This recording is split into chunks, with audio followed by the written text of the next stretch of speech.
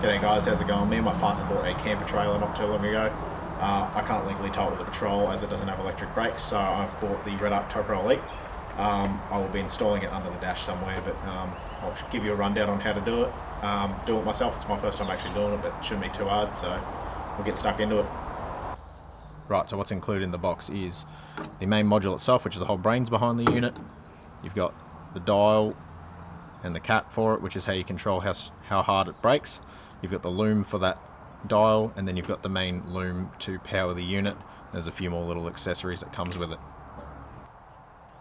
Right, so first you can find a location to install it. I will be putting it in my footwell as I've got space underneath where the pedals are on the little side panel here. Now that just pulls off in the Patrols. It's got a few screws in it, I've already pulled them out.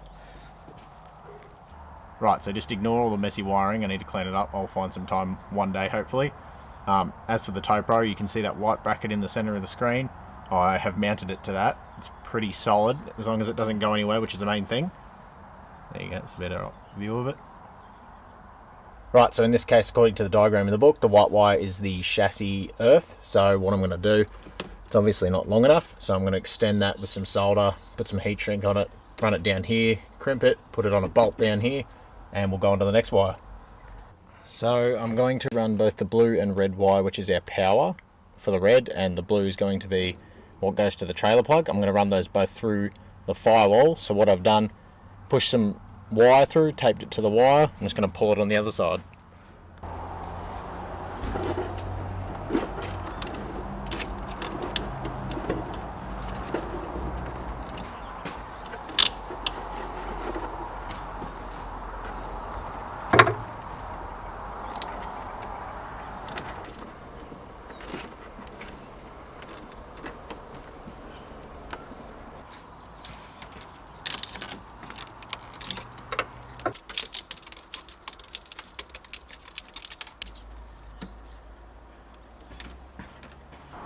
Right, so we've got our wire through with the conduit.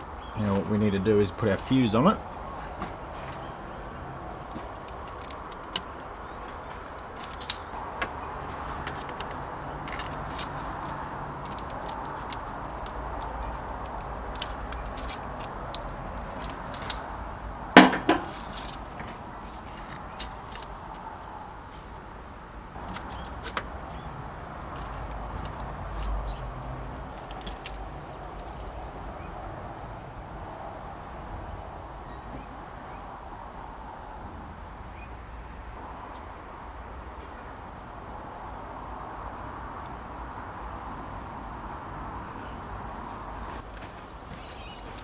Right, solder's all on.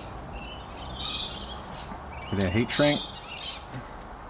Ignore the colour, I don't have anything else. And it's only temporary, so.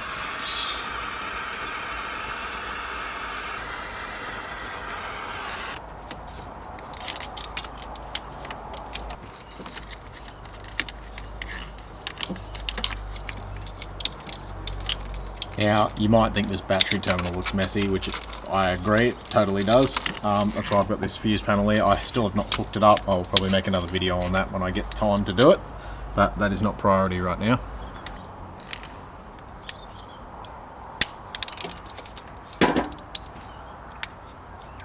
Don't know where that just went. Now, I don't have any crimps on me, but I will do it. I just need to put a crimp on that, whack it on that battery terminal, and that's all good. Do not put a fuse in it to the very last thing you do, because you don't want power on it while you're working on it and doing all your other wiring. Now while we're at it in the area, I've got this blue wire, which is the one to go to the trailer plug, so I'm going to run that down under the car to the back of the trailer, to back of the car where the trailer plug is, and we'll hook him into, I think it's number 5, but I'll double check that before I go doing it. Right, so what I've done, I've run my blue wire all the way to the back of the car. I've gone along the chassis rail, obviously make sure it's not hitting any moving parts. So you can see the conduit coming in through there. It's gone down under the chassis to the trailer plug, which you can see that little blue tape there. We've put the wire in, I've put a crimp on it, just a little bootlace crimp, put it in the terminal, screwed it in, and it's number 5 terminal. I'll put a diagram on screen. Once you've done that, you can go back and cable tie it all to the chassis. I always do that last, just in case I need to move it around or whatnot and give me a bit of length somewhere if I need. Right, so I got my two wires coming in. You can see the blue, which will be going to our brake light trigger, which is that blue wire there. And the red will be going to the black wire. Now, the black wire is the positive. Check the diagram if you don't believe me. But it's just how they've done it. So the black is the positive that's going to wire into my red, which actually goes to my battery, which still doesn't have the fuse in it. Fuses always last.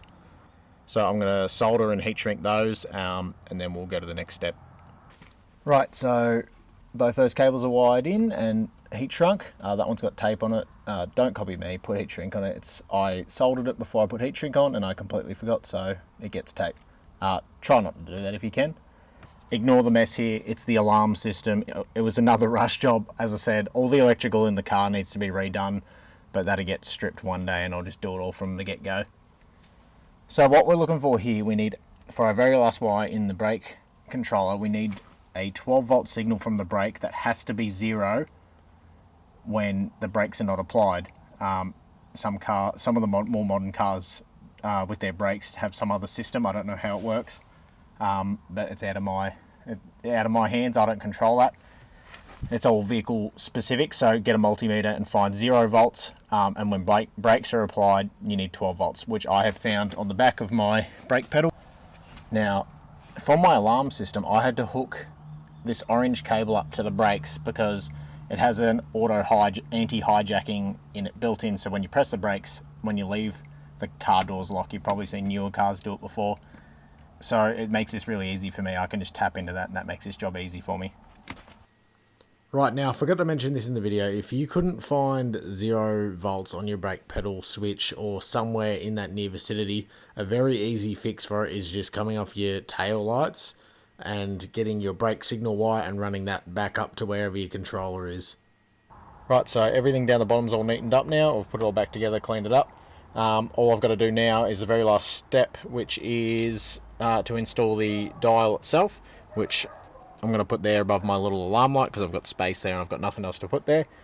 So what you've got to do for this, according to the manual, you've got to drill a 10mm hole, and then I'll show you from there.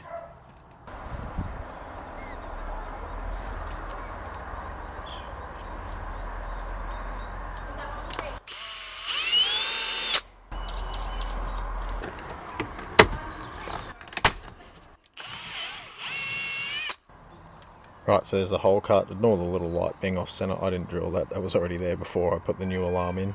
The old one carked it. Now, in the book it says this is optional, but I'm going to put it on so it stands out a bit more.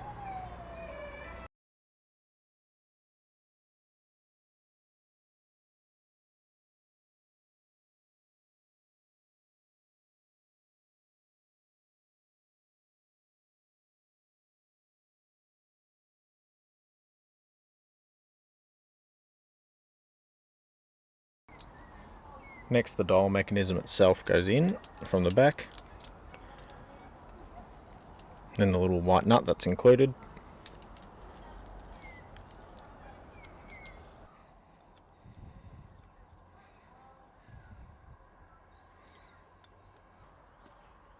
Now I turn it fully anti-clockwise, which I've already done.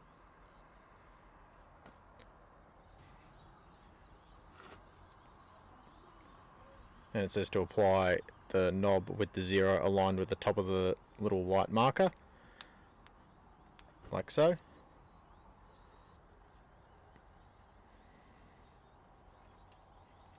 And we've got a little loom here, which is obviously included.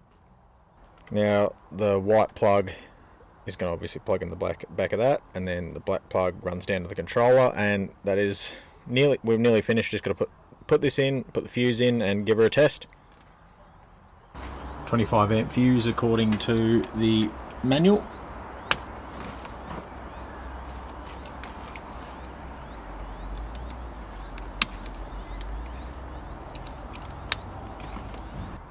Right, so last thing to do, we've got our fuse in, got power. Now we've got to do the active calibration process. Now I'm not sure what I'm doing here, so I'll read the manual, I'll do it, and I'll get back to you about it. Right, so I took it on a drive to find that the light wasn't coming on. Initially I thought it was an issue, maybe I didn't plug the fuse in or something properly.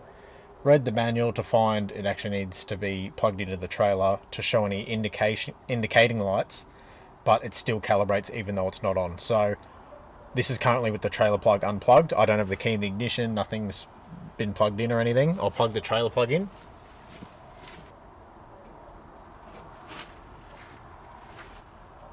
Now you can probably very faintly see that light. That's probably a bit better now.